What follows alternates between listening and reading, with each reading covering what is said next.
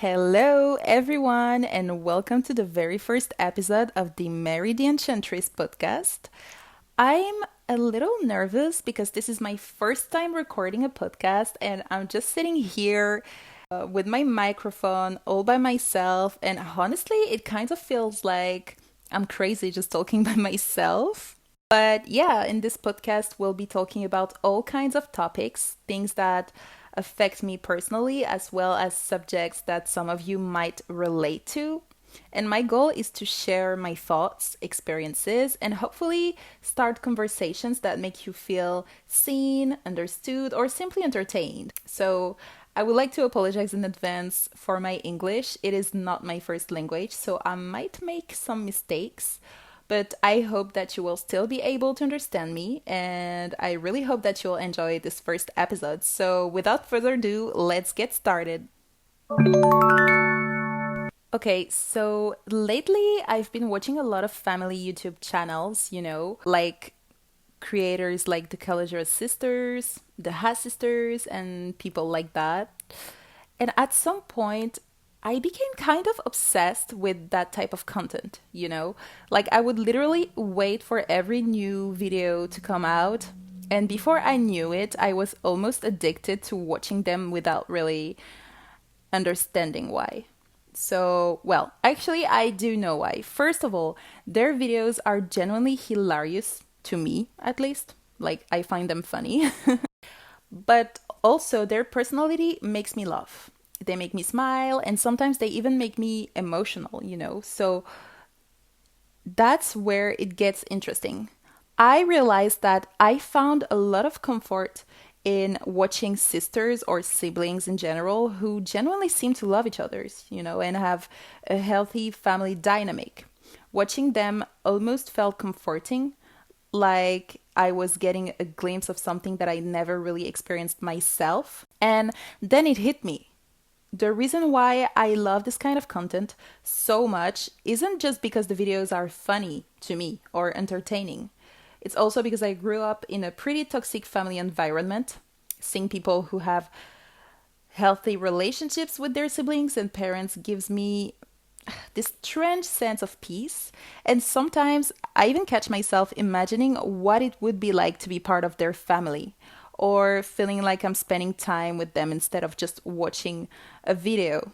But at the same time, I do not think that's necessarily the healthiest way to cope with growing up in a dysfunctional family, because while those videos can be comforting, they can also leave you with that little voice in your head telling you that everyone else seems to have a perfect family while yours feels completely chaotic.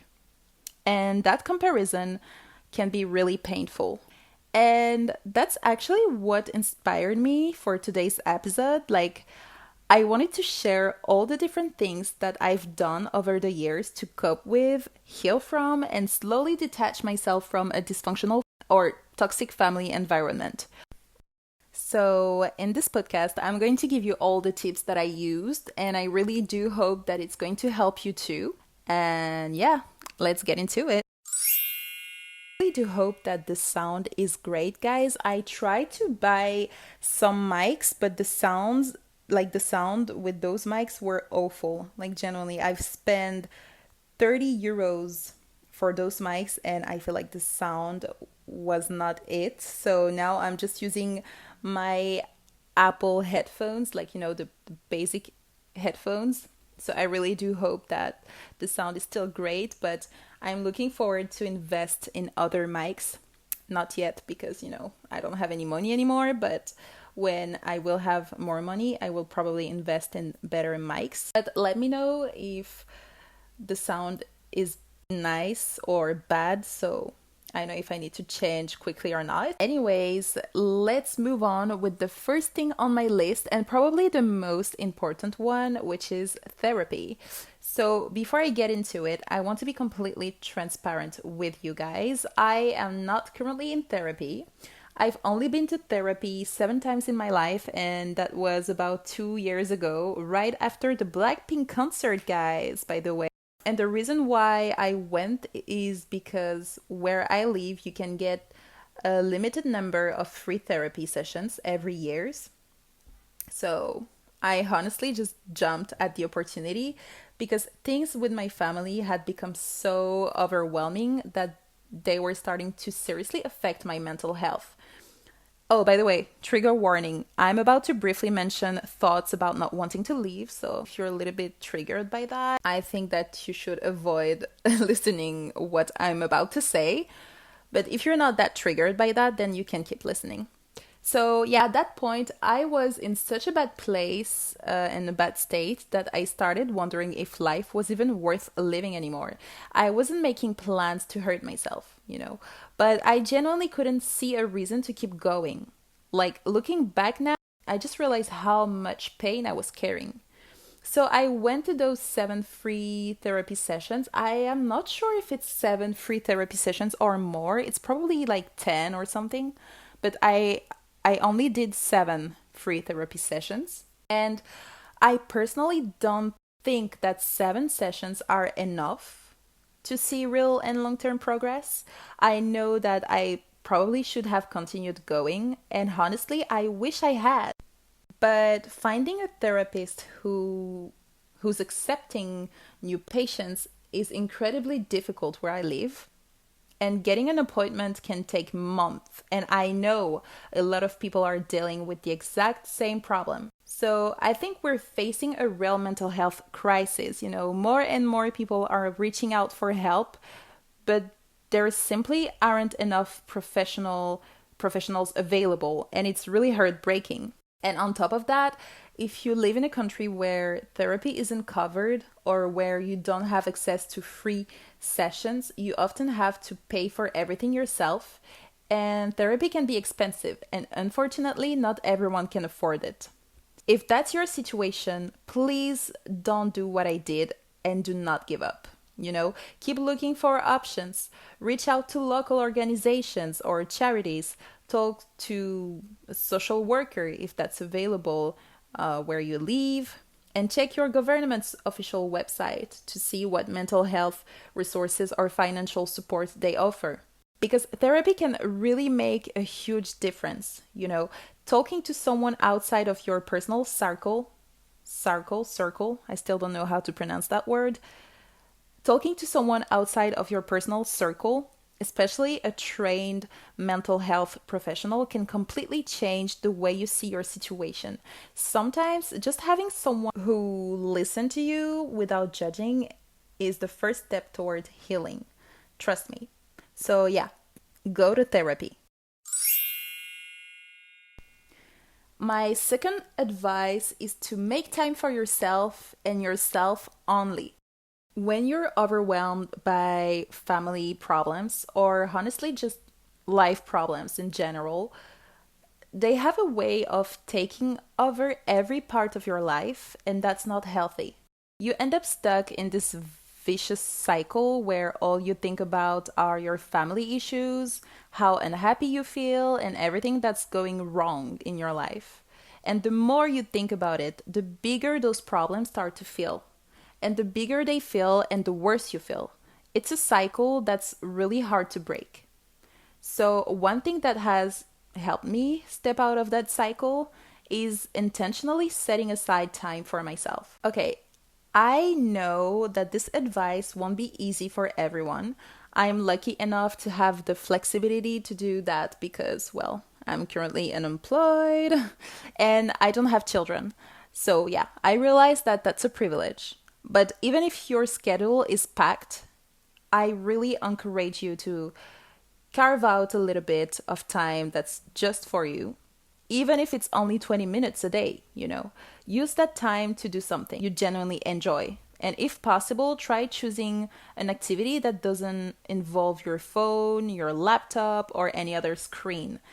Sometimes it feels very good to completely disconnect from the outside world, to be able to be alone with your own thoughts, to slow down, to check in with yourself instead of constantly reacting to everything happening around you. For me, as a Christian, I try to take time to pray every day and meditate in silence, to reflect and just be present. And those moments help me reconnect with myself and remind me that I am not carrying everything on my own.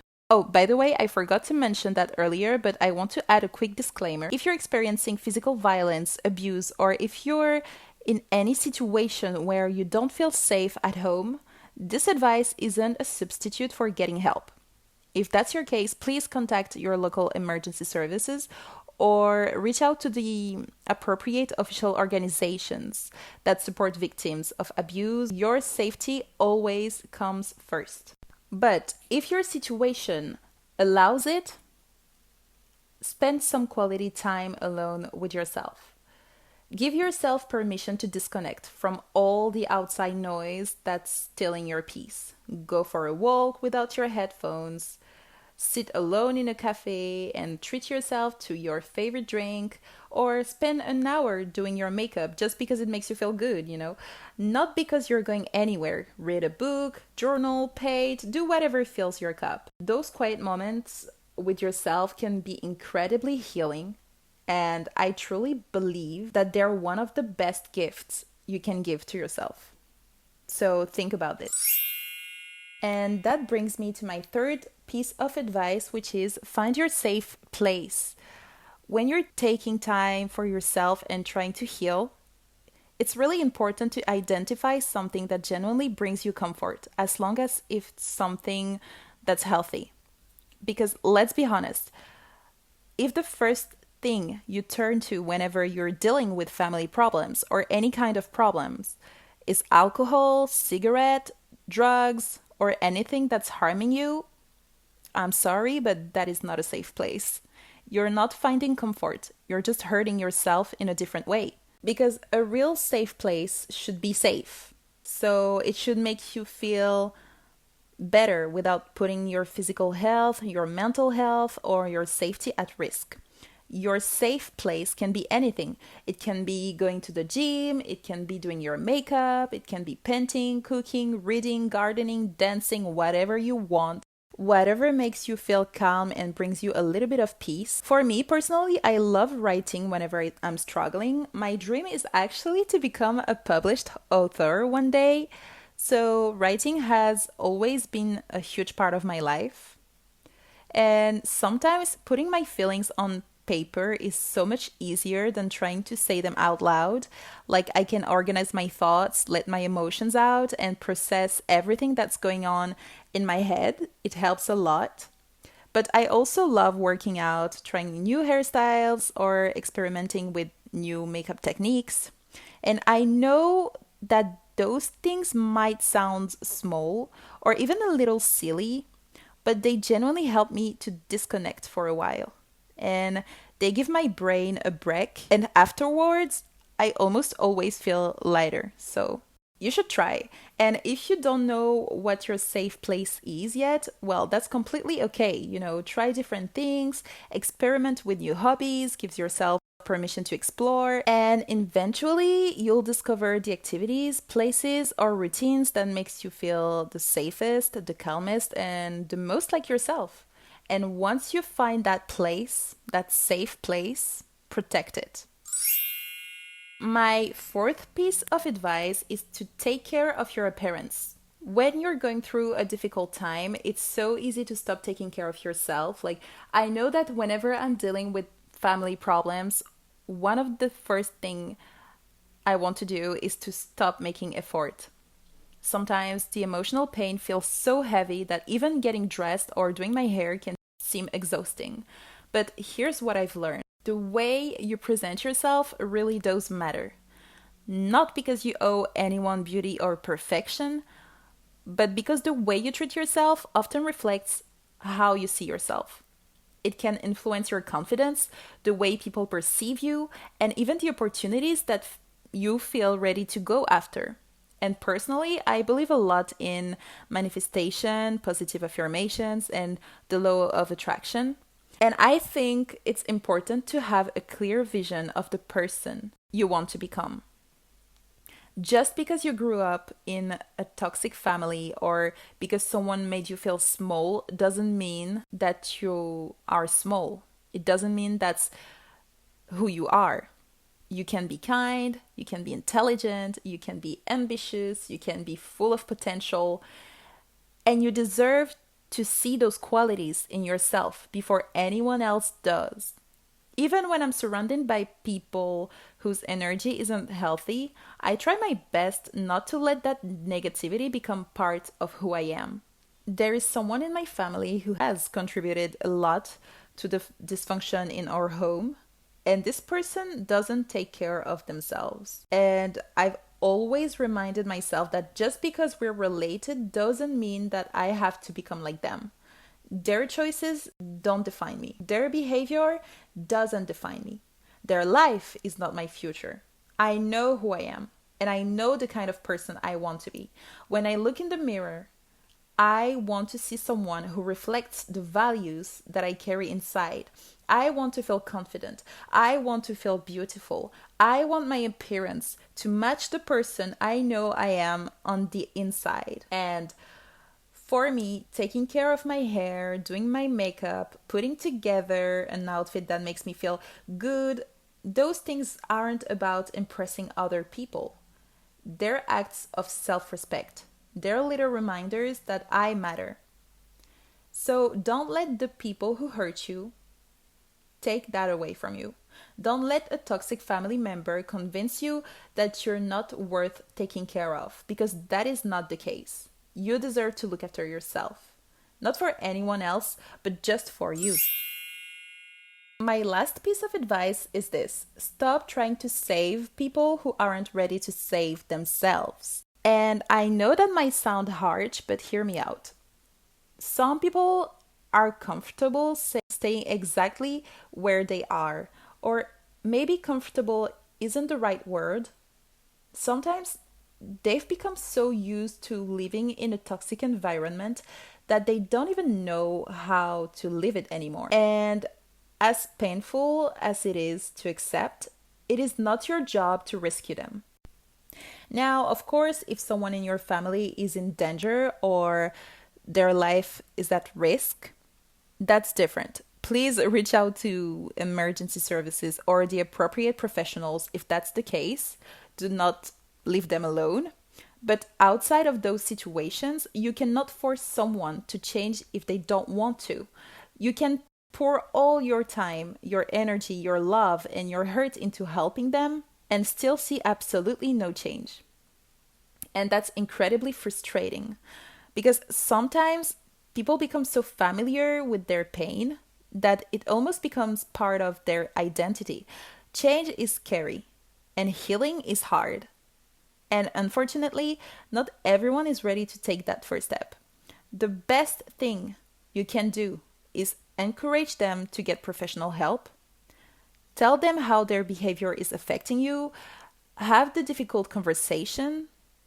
Recommend therapy if that's an option. But once you've done that, you've done your part. Especially if they are adults who are capable of making their own decisions. And if they're struggling with mental health condition that's affecting their judgment, then they should see trained professionals, not you. You are not a doctor, you are not a therapist, you are not a psychiatrist. And you're not responsible for healing everyone around you. It isn't a child's responsibility to save their parents. It isn't a younger sister's job to fix her older brother. It isn't a cousin's responsibility to rescue another cousin. And people who truly want to change usually take steps toward that change, even if those steps are small, even if it's difficult. And some people simply aren't ready. And it's okay. I've seen family members give everything they had emotionally, mentally, even financially to help someone who didn't want it to be helped. And it was heartbreaking, not because they didn't care enough, but because they were pouring all their energy into someone else instead of investing that same love into themselves, their own lives, or people who were actually ready to receive help. And I know that what I'm saying might sound selfish, especially as a Christian, because we were taught to love each other, to forgive, and to help people whenever we can. And I still believe in all those things. But I've also learned that loving people doesn't mean sacrificing your own well being. Having compassion doesn't mean abandoning yourself. And sometimes the healthiest thing you can do is to set boundaries. Sometimes choosing yourself isn't selfish, it is necessary. So, I want you to repeat these affirmations with me. I am not Superman. It is not my job to save everyone. I am not responsible for other people's unhappiness. And I will not let my family's toxic behavior define who I am.